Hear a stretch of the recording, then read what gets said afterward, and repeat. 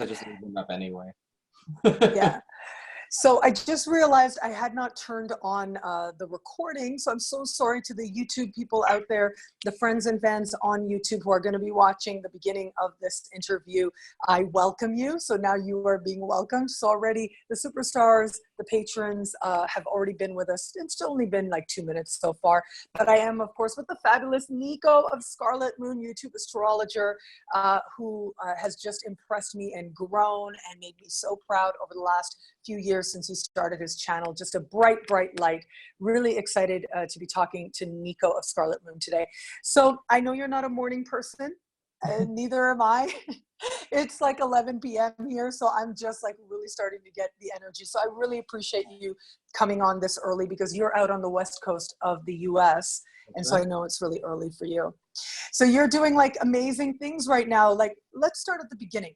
We'll get to what you're doing now, but I really want to start with, how did you get into, like, I know for you, it's not just about astrology, it's about tarot, it's about spirituality. So how did this path, like the path of divination, the path of esoteric studies, how did it find you? Well, that actually happened a long, long time even beforehand. I've actually been studying a lot of, astrology came last of everything, believe it or not. I've always been exposed to this. I've always been exposed to, you know, spiritual practice, psychic mediumship, all of those kinds of things. My biological mother actually was a fairly well-known medium in Washington State, going down to Portland, even up to Vancouver, Canada, back in the 1980s. Now, this is before, you know, ghost hunters made any of that like a thing. And, you know, she would do things every once in a while. She would end up going and checking out houses, and maybe every Halloween or so, there would be something on, say, Discovery Channel or whatever was on at the time. And so that's always been a part of my life. And for myself, I never really got into that whole, that side of things.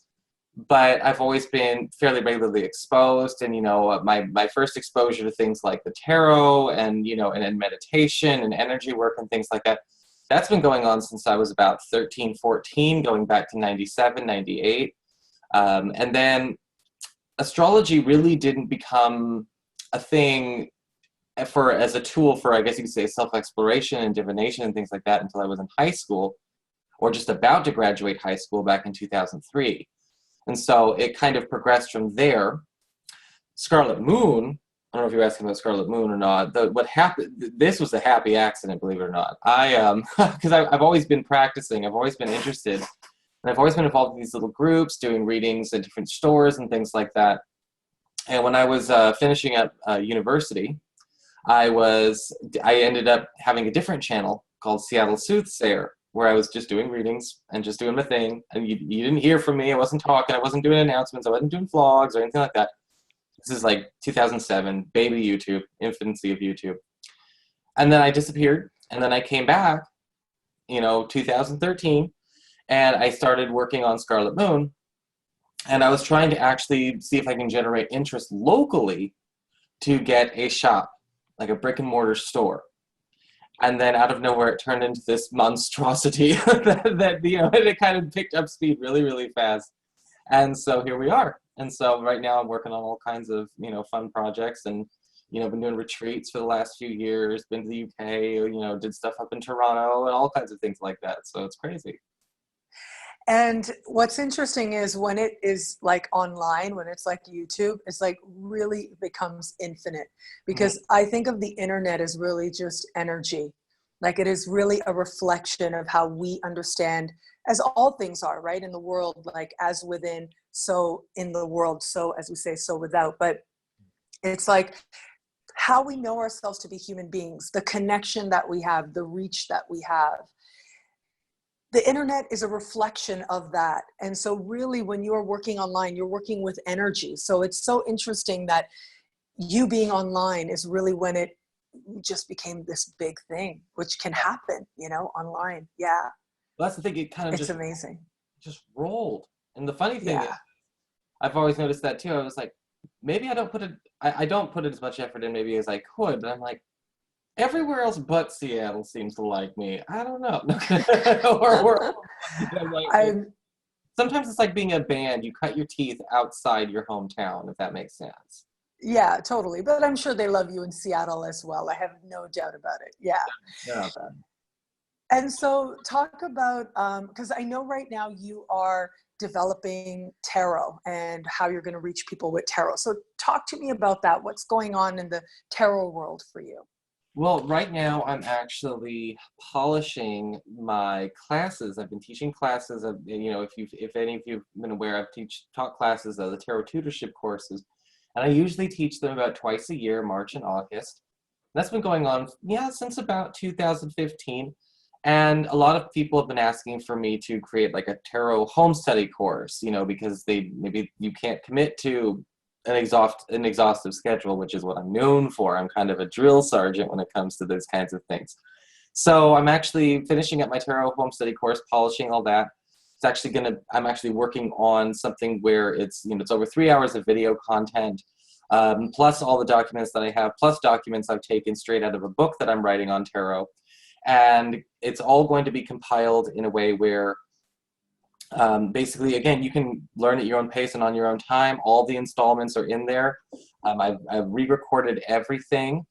It's going on sale on the 1st of July, but I've got a pre-order special going on right now on my website, integrativemysticism.com. So, you know, and again, it's an opportunity for people to really kind of see the method. You also get you kind of get a sneak peek of the book I'm working on as well, because I just copied and pasted all the passages that I put in there. So it's going to be a lot of fun. But I'm trying to bring back the style I have is a little bit more. I always say it's more old age. It's not really new age, if that makes sense. The way I read is a little bit like, that's oddly specific, you know. Like it's not. This is it's and I like that. That's just how I learned, and a lot of people have been asking me. It's different than what you see. So I was like, okay, here you go. You know, let's just see what you think of it. This is the method to my madness. Integrativemysticism.com. Mm-hmm. And you're also working on a personal lunar calendars. Yes, I've actually been toying with the idea. I'm trying to get a perfect setup for that, where I'm going to be helping people actually go through, I guess you could say, if they want to make, say, a monthly world changer manifestation initiation type of schedule. What I will do is go with people through their lunar calendars and look at their most personal and powerful lunations throughout either a 6-month or a 1-year period. And I'll actually help compose documents and products for them, like out of that, and saying, look, this is what this is what you want to do. Optimal times are here, here, and here. Helping people kind of get through that, but also relating it to their personal astrology and helping them understand, you know, what's more personal to them than just the fact that they may be a Libra rising, or, you know, they may be a Scorpio moon or something like that. How do you relate all of that back to the pacing of this calendar? Also, how long do these effects last? You know, how long is your window here? And how many windows do you have a year? Because I believe we always have more than one. Of course, yeah. And what's interesting, like as I was hearing you talk, I was thinking about how as astrologers, you know, we come from a history of priests, right? Like astrology was developed. You can't have the development of religion without looking at astrology as well, because it really was up until the discovery of Uranus, which was like some 250 years ago, give or take, that the separation occurred. Just like the separation of church and state, it was the separation of astrology and religion. And that really was when it took place. It's still practiced in a very integrative way. And so what I really like about what you do, I mean, you're talking about using this lunar calendar to counsel people. But what I also really like, as you're sharing, is that, and really with your work, one thing I love is that there's this awareness that it's not just about astrology. There's this whole like spiritual, what I like to call esoteric arts, right? Which really means exploring what otherwise would be hidden. But there's this understanding that it's not just one thing. It's not just about what's happening in the lunar calendar, but that there's this whole other spiritual reality. And it has so many different ways of approaching it. And to me, that is really bringing into the modern world that tradition. So when you talk about like old age, that's what awakens within me, because knowing your work as well, it's that understanding that you're bringing that integration of spirituality and astrology and tarot and whatever esoteric art into what we're doing today as astrologers and as really people who represent an integrated worldview. Exactly. Well, and that's kind of the thing. I think that I always tell my followers, like, there's a time to, there are things that show up, there's a time to surrender and there's a time to work your will. Like nowadays, one of the big, when I talk about the lessons of the long standing retrogrades, we're in a Pluto retrograde right now. I'm like, don't panic, just pay attention. If you need to let something go in this area of your life, you're going to have to work doubly hard to make sure it stays gone. Pluto is one of those things where everything's kind of like a vampire, it just won't die.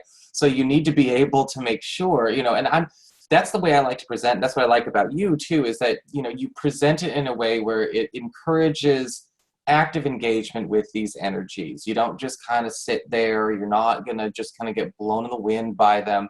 You can work with them, because going back, when you talk about esoteric knowledge, you worked with them. This is when you did your prayers. This is when you did your meditation. You worked your mojo, whatever magic you had going on around you. You got to work with these energies. You didn't wait for it to be over, and you didn't let it just do its own thing. And that's kind of what I'm trying to encourage people to learn how to do too. Yeah, and it can get really specific when you look at how these things have been practiced in the past. Like really, there's like these planetary hours, and you're thinking about what it is that you're trying to bring forward, and you're aligning, different things that align with the particular, like the correspondence, right? Like you can have your herbs, you can have your offerings, you can have your prayers, and they align with, they're working with the sky to help you bring about what it is that you want. That's how we used to do it. And a lot of people still love doing it that way. There's a lot of beauty in ritual. But a lot of the way that we do that today is by aligning energy. Now, some of us just do it by our thoughts, right? Good thoughts, good outcomes. Other people do it in different ways. They'll have specific techniques. But that's also another way that really we're practicing what's been called magic, like the law of attraction. Right. That is actually practicing magic. And so I know that you really like to talk about the difference between manifestation and attraction.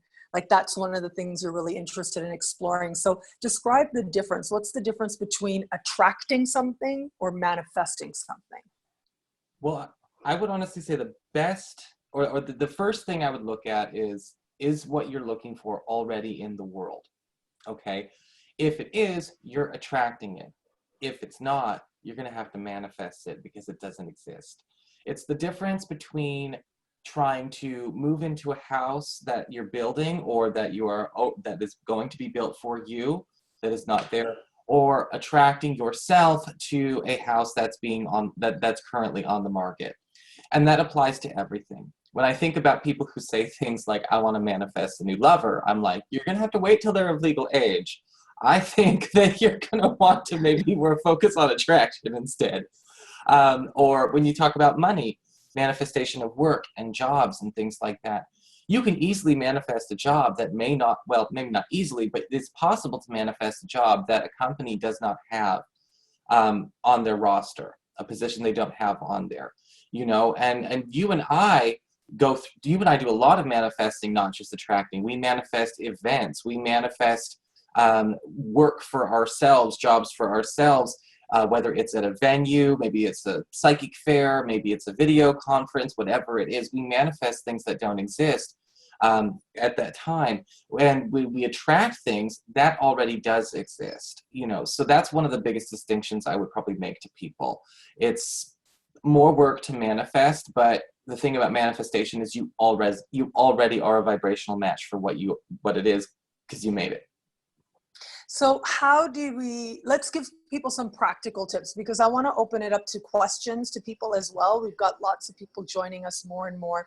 So I just want to make sure that, people feel like they can ask their questions, and we'll get to that in just a bit. But before we get there, give a specific technique, for example. Like, let's say someone is trying to attract something.